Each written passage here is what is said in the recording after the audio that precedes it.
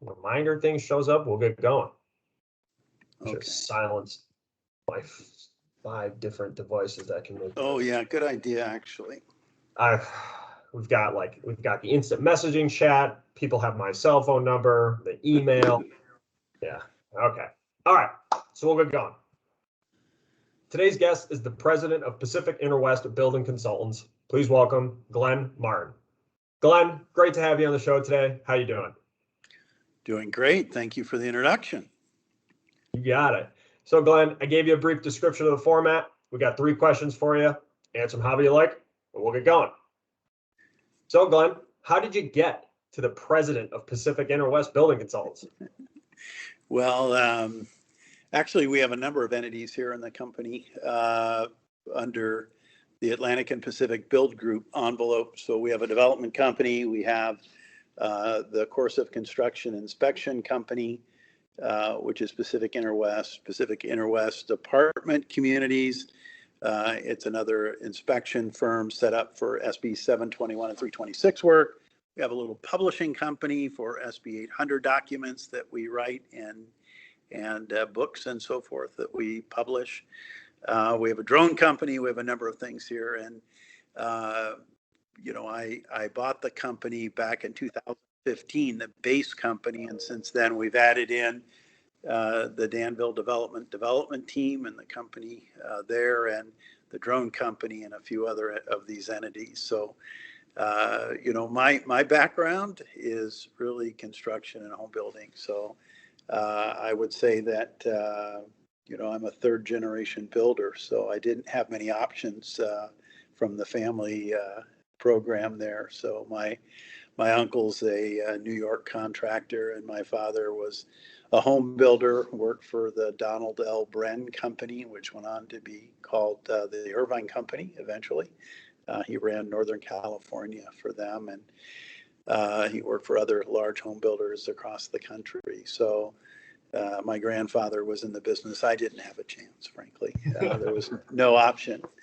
I have, in the old days, probably a more traditional career path than current career paths, in so much that I came up through the field. So I was a union carpenter, actually, did a lot of framing on my summer breaks from college and on the Christmas break. And so I got into that part of the business and graduated and went out to be an assistant superintendent and a superintendent, and then worked my way into director of operations, vice president of construction kind of roles, and kind of went that route. It's a different route, actually, than would be available to most people today. But just apple didn't fall far from the tree, I guess.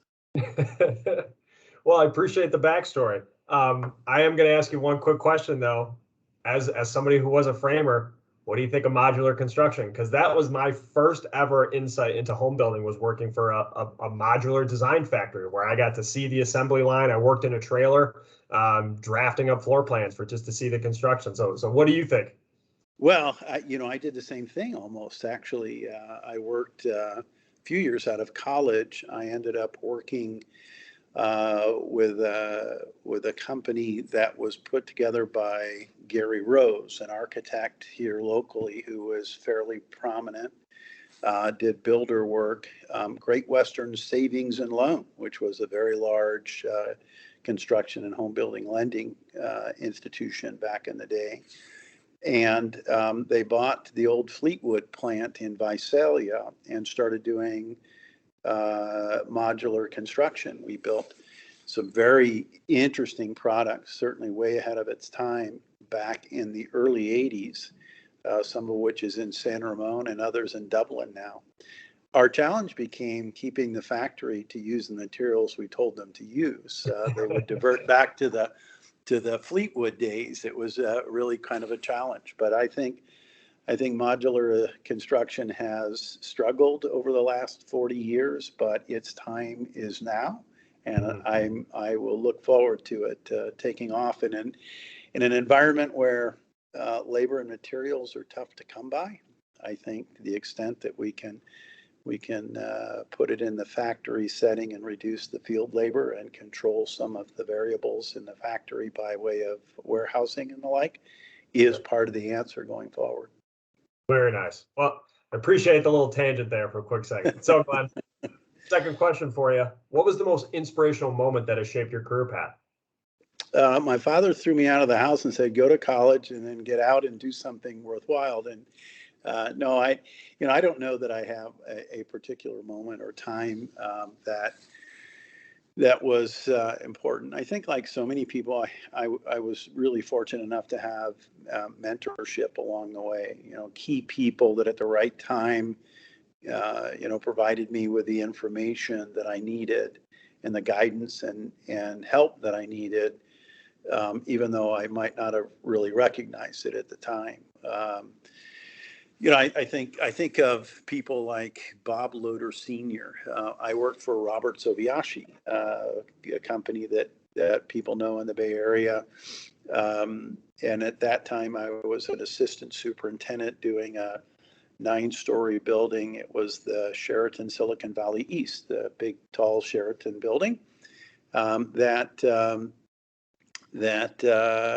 Bob Loader Sr. was the superintendent. He was about to retire. That was his last job, and I was the last young guy he was going to teach. And I came to him one day frustrated because the architect had left off so many details. It was very difficult to figure out how to get these 1'9" rustication lines to line up for the first 2 floors of the building. Excuse me. And his comment was, "Well, he's done a pretty good job to tell you how they line up. If you think he's going to give you all the information, you're mistaken. It's not his job. It's your job to figure it out. He gives you enough hints. Now let's sit down and start doing some math." And that was a stunning revelation for me as a young guy. I thought architects and engineers were supposed to give me everything. And I realized that in our business, it really is a collaborative effort, and they were counting on me to do my piece. And so spending a lot of time with Bob Loader Sr. was really a great event. He's a guy that came to the Bay Area from Salt Lake City in 1964 to rebuild the Mormon temple in the East Bay, that beautiful white structure you see, and came, the tail end of his career, many years later to train me. He was a great guy. So I think people like that along the way, I think of a lot.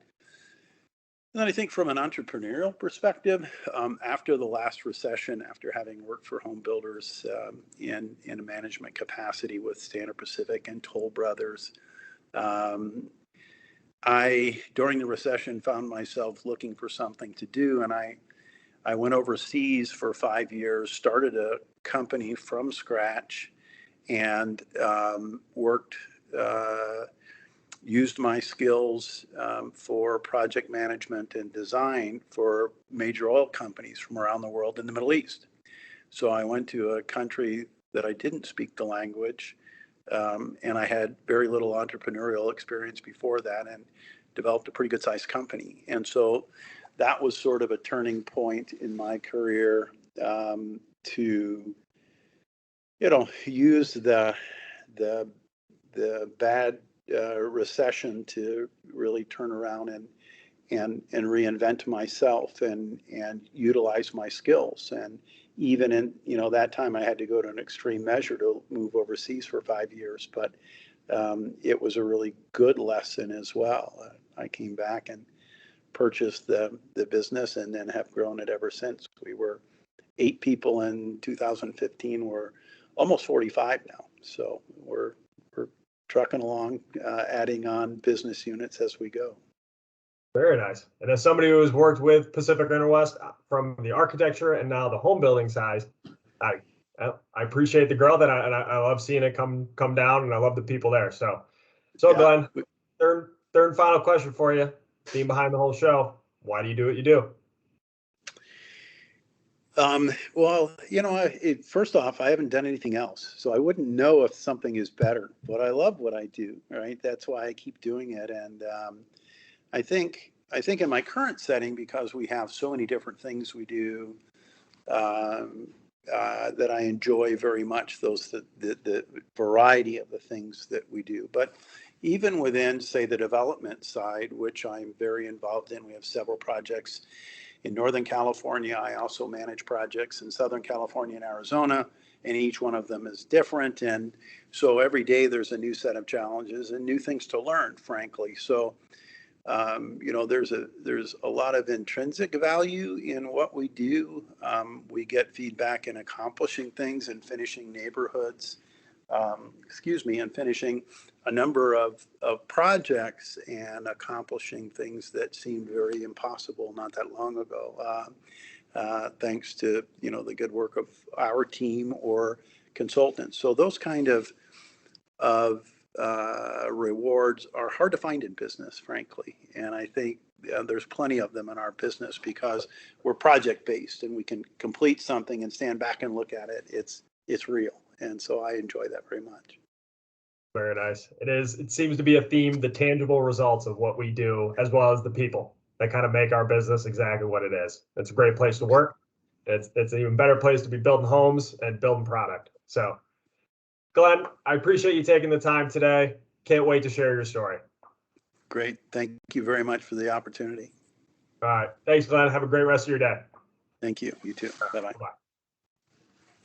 And I'll end up cutting it right there. Good. Thank you. There we go. Yeah, did a great job, Glenn. You know what? I definitely